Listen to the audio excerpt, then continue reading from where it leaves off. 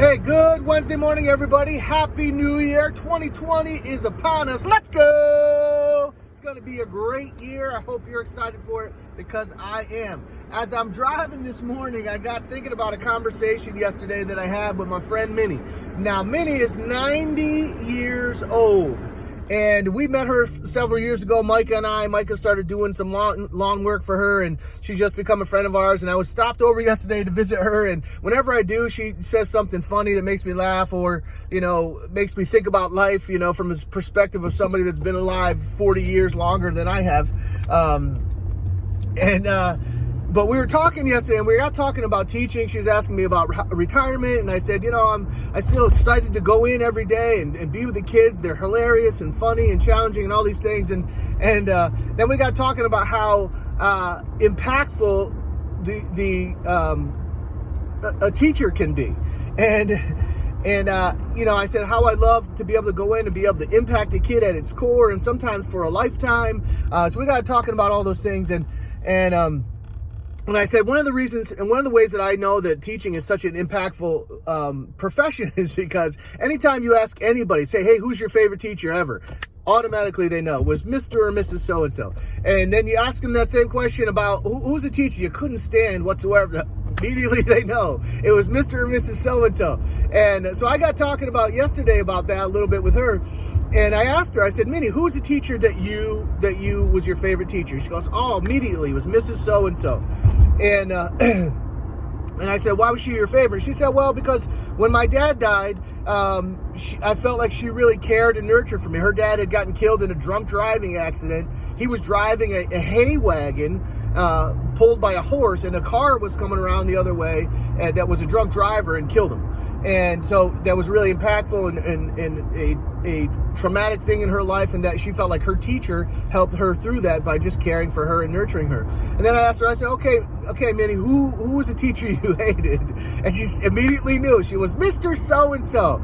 I said, well, why didn't you like him? She said, well, he didn't really teach a lot. He was always up in the front of the room fondling himself. I said, oh, okay. And she goes, yeah, we were all out there in the classroom, and he was up there in the front of the room working on his pants, she said, which cracked me up so bad.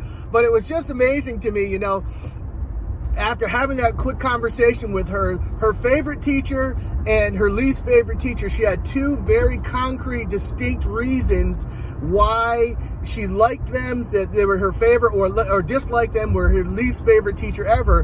And neither reason, favorite or not favorite, had anything to do with what the teacher was teaching. It had everything to do with how the teacher was with her as a person in that classroom. And I thought that was just such a great characterization of it all. And I feel that way all the time when I go to teach. Yeah, I teach math, but the little conversations and the things that I do with my kids and the jokes that I have and the times I let them tell me about their lives, that's the most impactful stuff that they will carry with them for the rest of their lives, and will make me either their favorite teacher or not their favorite teacher, based on those interactions. Not that I teach math. It's irrelevant. It's how I am with them as they are with me. And as we go, I think that's just kind of an important concept for life, that people will remember way more how you are with them than what you taught or what you did for a living or how much money you did or didn't have.